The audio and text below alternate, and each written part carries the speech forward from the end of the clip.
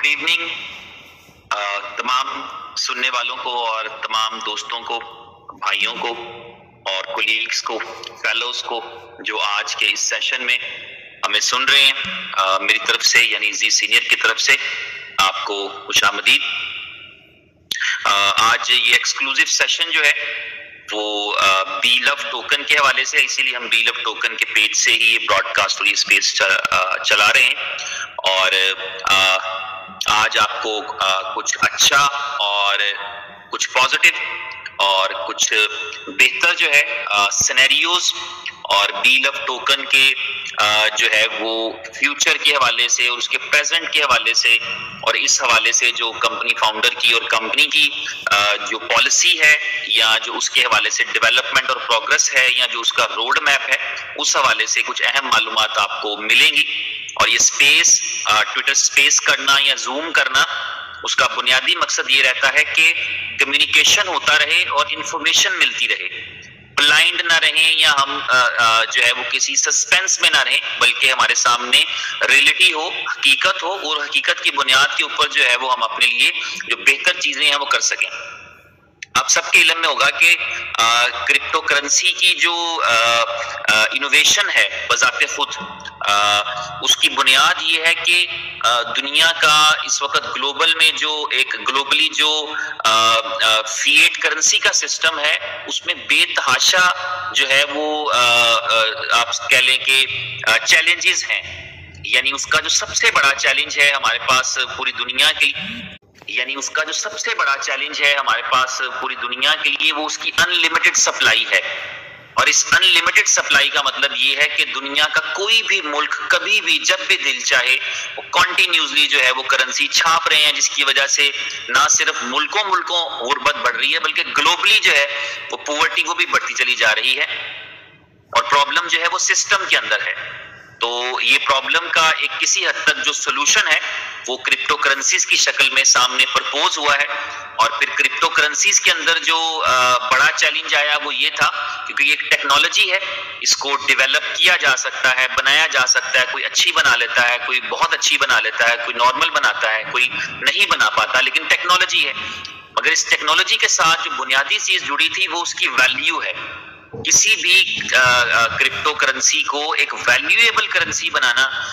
हर उस कंपनी का मिशन रहता है जो क्रिप्टो करेंसी को लॉन्च करती है, या मिशन रहना चाहिए, ताकि उस वैल्यू को दुनिया से मनवाया जा सके। इस अपॉर्चुनिटी को, कि इस वक्त हम क्रिप्टो करेंसी को जिस अपॉर्चुनिटी के तौर पे लेते हैं ना, इसमें सिर्फ बाय सेल का आंसर देखा जाता है। हमें से अक्सरियत ऐसे लोगों की है जो क्रिप्टो करेंसी को इस तनाजुर में देखते हैं कि ये एक बाइंग अपॉर्चुनिटी है, एक एसेट के तौर पे हमने बाय कर रखा है, जहां हमें प्रॉफिट मिलेगा हम इसको बेच देंगे। तो ये इसका एक पहलू है, ये इसका एक सिनेरियो है। लेकिन कॉइन इस मकसद के लिए नहीं बनाया जाता। पता नहीं कोई बनाता होगा तो बनाता होगा, लेकिन इनोवेशन फैक्ट्री में कॉइन इस पर्पस के साथ नहीं बनता। चाहे वो BFIC कॉइन हो, चाहे वो बी लव कॉइन हो, या आने वाले वक्त में वो BFIC गोल्ड हो, उसके पीछे मकसद ये नहीं होता कि मैंने सस्ता खरीद कर महंगा बेचना है या लोग इस तरह से चले, बल्कि उसके पीछे मकसद ये है कि दुनिया को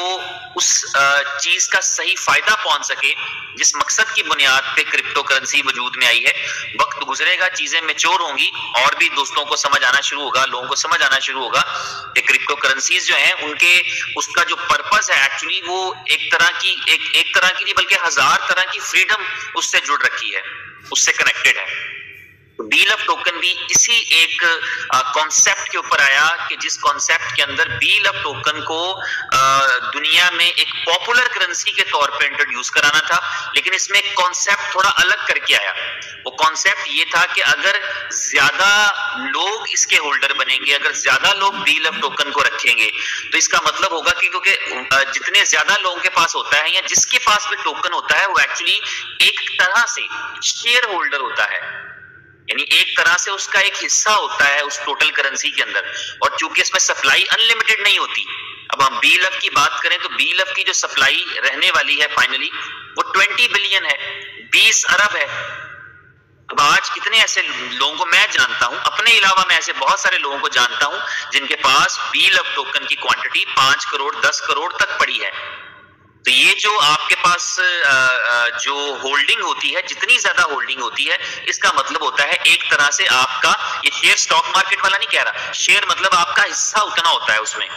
तो उसकी सक्सेस के लिए उतनी ही ज्यादा हमारी ख्वाहिश भी होती है। जितने ज्यादा टोकन्स होंगे हमारी ख्वाहिश होती है उतनी जो है वो हम शिद्दत से चाहेंगे कि यार उस एसेट की वैल्यू बढ़े, वो इंक्रीज करे, उससे हमें बेनिफिट हो, हम इस एंगल से देख रहे होते हैं। लेकिन इस कंपनी ने जब इसको लॉन्च किया, BLOVE टोकन को लॉन्च किया, तो उसका पर्पस ये था, क्योंकि BLOVE टोकन की डिस्ट्रीब्यूशन का जो पहला फेज था वो डिस्ट्रीब्यूशन फ्री में थी। वो डिस्ट्रीब्यूशन जो थी वो सिर्फ एप्लीकेशन डाउनलोड करने पे थी। तो टोटल सप्लाई जो मार्केट में गई उसका एक बड़ा हिस्सा जो था वो उन टोकन्स की मद में था, उन टोकन्स की शक्ल में था। जो टोकन्स जो है वो मिंट हुए थे, जो टोकन्स जो है वो 100 टोकन्स फ्री मिले थे, वो उन टोकन से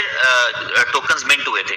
तो इस तरह से करके, और पर्पस क्या था, जब आप किसी को टोकन दे रहे होते हैं, किसी को एयर ड्रॉप दे रहे होते हैं, तो पर्पस ये होता है कि वो आपके होल्डर बनेंगे, वो आपकी कम्युनिटी बनेंगे, वो आपकी आवाज बनेंगे। जब वो आपकी आवाज बनेंगे, आपकी कम्युनिटी बनेंगे, तो आपकी ताकत में इजाफा होता है। उस कंपनी की या उस कम्युनिटी की वजह से जो है वो उसके एसेट की वैल्यू में इजाफा होता है। और इसीलिए BLOVE को इस तरीके से कंपनी ने प्रमोट किया, जिसकी वजह से BLOVE जो है वो एक रीजनेबल कम्युनिटी के साथ मौजूद है। BLOVE के बहुत सारे ऐसे लोग हैं जो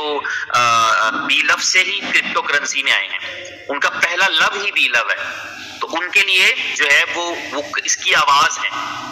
वो इसके लिए बोलेंगे और इसके लिए बोलते हैं, इसके लिए मेहनत कर सकते हैं, करेंगे और करनी चाहिए। तो जो आगे वक्त बढ़ेगा और हमारा जो जिसके पास भी होल्डिंग है, जो भी BLOVE टोकन का होल्डर है, उसका इंटरेस्ट भी बढ़ेगा, उसकी जिम्मेदारी भी बढ़ेगी, और ये सारी चीजें अल्टीमेटली BLOVE टोकन को सक्सेसफुल कराएंगी। और BLOVE टोकन डेफिनेटली उसी तरह उसी पाथ पर चलेगा, उसी रास्ते पर चलेगा जिस रास्ते के ऊपर हमने देखा है कि BLV से पहले इसी कंपनी ने BFIC नेटवर्क जो है, BFIC कॉइन जो है वो लॉन्च किया, और उसी जर्नी को करते हुए जिस तरह BLOVE की से पहले जो BFIC की कामयाबी है, और आपको पता होगा कि BLOVE एक टोकन है जो BFIC की ब्लॉकचेन पे है। तो BFIC का केस या BFIC की स्टडी जो है इस हवाले से बहुत ज्यादा एक हौसला देती है, एक करेज देती है, एक एनर्जी देती है कि किस तरह से चंद सेंटों से वो 50 सेंट की प्राइस से और जो है वो $1 की प्राइस से वो स्टार्ट हुआ, और बिल्कुल 1-2 एक्सचेंजेस से उसका काम शुरू हुआ, और आज वो ऑलमोस्ट 14 एक्सचेंजेस हैं जो आपको कॉइन मार्केट कैप पे दिखती हैं, और अगले चंद एक दिनों के अंदर आपको 20 एक्सचेंजेस दिखेंगी जहां पर वो ट्रेड होता है। डेली बेस पे आप उसका वॉल्यूम देखते हैं, बहुत अच्छा, बहुत जबरदस्त वॉल्यूम। और इन सारी चीजों से बढ़ के सबसे इंपॉर्टेंट चीज कि आपका जो है वो